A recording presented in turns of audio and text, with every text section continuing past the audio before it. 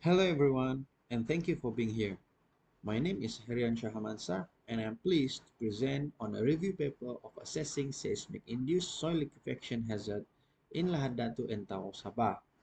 This research, conducted by myself, in Senior Technologist Builders Harryanshah Hamansa, and Prof. Media in Senior Technologist Dr. Habib Musa Muhammad, explore the risk and implication of liquefaction in this region. Here are 8 contents as the key points from this presentation. For the abstract, liquefaction is a major geotechnical concern, particularly in seismically active region.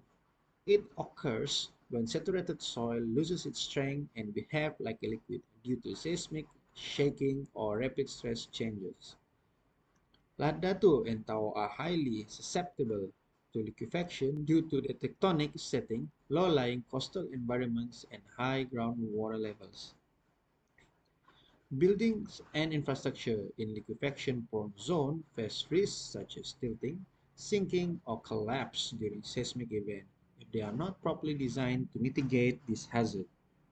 This study to assess the liquefaction's potential in this area.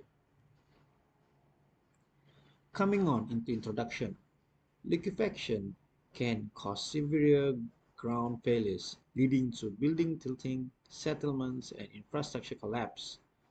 Historical earthquake has demonstrated the destructive power of liquefaction, such as what happened in 1964 Niigata earthquake, shown in Figure 1A, 2011 Christchurch earthquake, shown in Figure 1B, and for the latest notable event had occurred in 2018 Sulawesi earthquake, Indonesia. This is the image shows before 2018 Sulawesi earthquake in Palu. And this is the image taken after magnitude of 7.5 earthquake that caused liquefaction. This historical event highlights the importance of understanding liquefaction hazard, especially in seismically active region like Sabah. So what is liquefaction? Based on Kramer 1996, liquefaction is a phenomenon in which saturated unconsolidated soil or sediment temporarily loses its strength and behave like a liquid due to applied stress, typically caused by an earthquake or other rapid loading. Sid and Idris has mentioned before in 1982, liquefaction is the process by which saturated cohesionless soil lose their strength and stiffness in response to an applied stress such as earthquake shaking, causing them to behave as a fluid. While past study from Terzaghi in 1967 has mentioned, liquefaction is a sudden loss of shear strength in saturated soil deposit due to a rapid increase in pore water pressure, leading to a complete loss of bearing capacity and ground failure. So principally, liquefaction is the loss of soil strength and stiffness due to the response of applied stress causing the soil to behave like a liquid. Now let's talk about how this liquefaction can occur and what is the potential cause for this liquefaction. Several factors influence the occurrence and severity of liquefaction. Firstly, liquefaction primarily occurs in loose granular soil.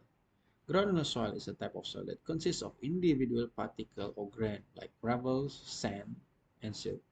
These soils have loosened packed particles with large space between them filled with water.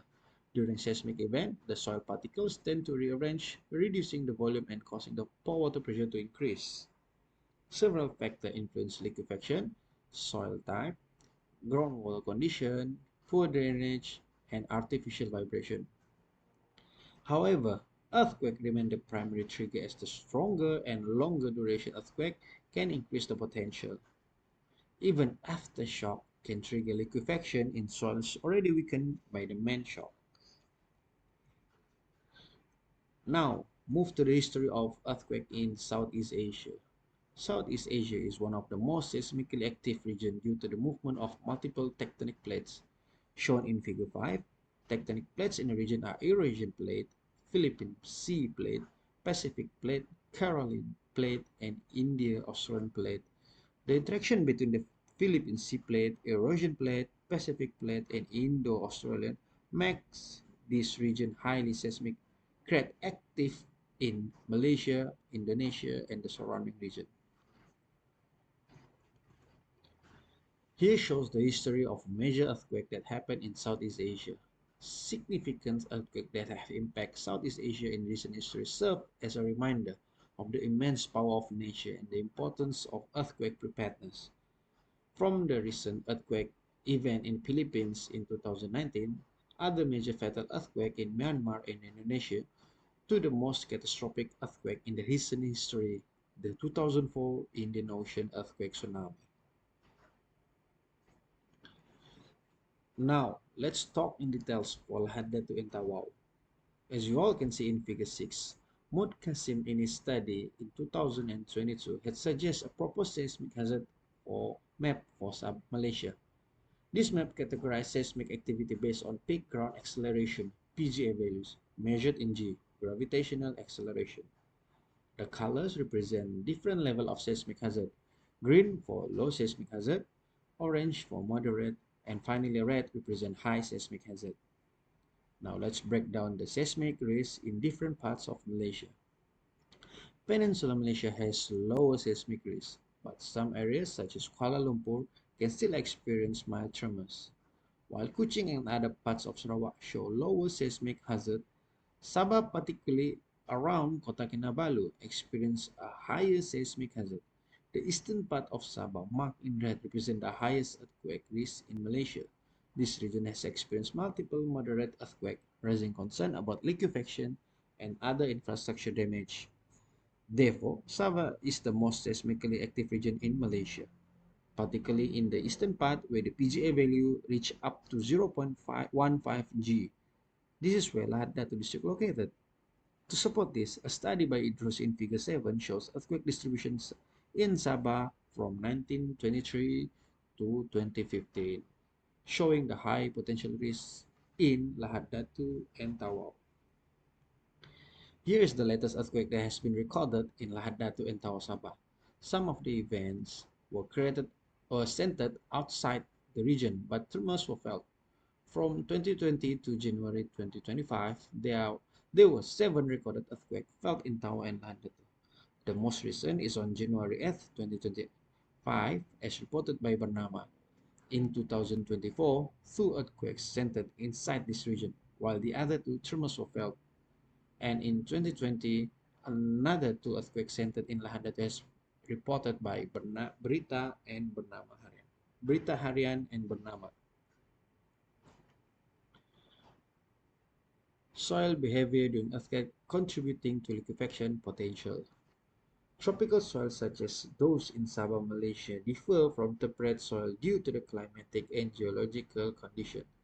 This condition lead to a formation of residual soil, which develop through the in-situ weathering of parent rock materials. Residual soil have complex composition of sand, silt, and clay, making them more heterogeneous. Research conducted by Safari in 2019 indicate that increased proportion of fine particles in soil leads to higher plasticity, reduced permeability, and greater sensitivity to moisture fluctuation. In context of Sabah, Malaysia, where the tropical rainforest climate is characterized by high temperature, humidity, and substantial rainfall, the weathering process significantly impacts soil properties. Given the climatic conditions, soils in Sabah are prone to lower shear strength, which can influence their geotechnical behavior. The interaction between intense weathering and residual soil formation plays a crucial role in defining the mechanical and hydrological properties of the soil in this region, making key consideration for geotechnical studies and infrastructure development. Liquefaction analysis.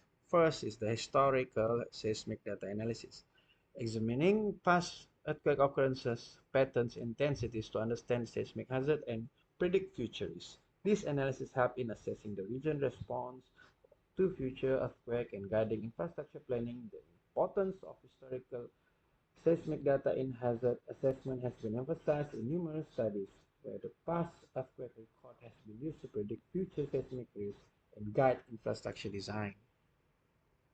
Field investigation. Conducting on-site studies in Tunku Lahad Datu and Pasir Putih Tawau, Sabah, chosen for their geological significance and seismic susceptibility. Soil samples were collected from various depths to analyze subsurface conditions. Integration of data. Following the initial data assessment, the study proceeded with field investigation as predetermined locations, specifically Tunku and Pasir Putih in Lahad Datu and Tawau, respectively. This site was selected based on their geological significance and potential susceptibility to seismic activity. The field sample process involved collecting data specimens from different depths to ensure a representative analysis of the subsurface condition. The acquisition of on-site data served as a crucial complement to the historical analysis, allowing researchers to bridge the gap between past seismic behavior and current soil characteristics. Once the field sample were obtained, laboratory work carried out to determine the physical and mechanical properties of the soil. These tests encompass several key assessments including grain size distribution analysis, specific gravity measurement, moisture content evaluation, atobactic limit determination, and pH testing. Soil specimens were gathered from both disturbed and undisturbed sources to ensure that the laboratory analysis captured a comprehensive representation of the soil properties. By conducting these tests, research gains insight into fundamental soil characteristics that influence its behavior under both static and dynamic conditions. Subsequent to the determination of soil properties, further analysis was conducted using laboratory testing data. To achieve the research objective, triaxial tests were performed to assess the soil static properties such as shear strength, compressibility, and pore water pressure response. Soil liquefaction predominantly affects saturated, loose granular soils such as sand and silts, rather than cohesive fine-grained soils. However, there are similarities between liquefaction and behavior observed in triaxial tests, particularly in relation to rapid loading and undrained response. In conclusion, understanding and mitigating liquefaction hazard in Lahad Datu and Tawau is crucial for protecting communities and infrastructure. Liquefaction poses a site risk, significant risk to Lahad Datu and Tawau, threatening infrastructure and urban development. Research findings will help engineers and designers make informed decisions.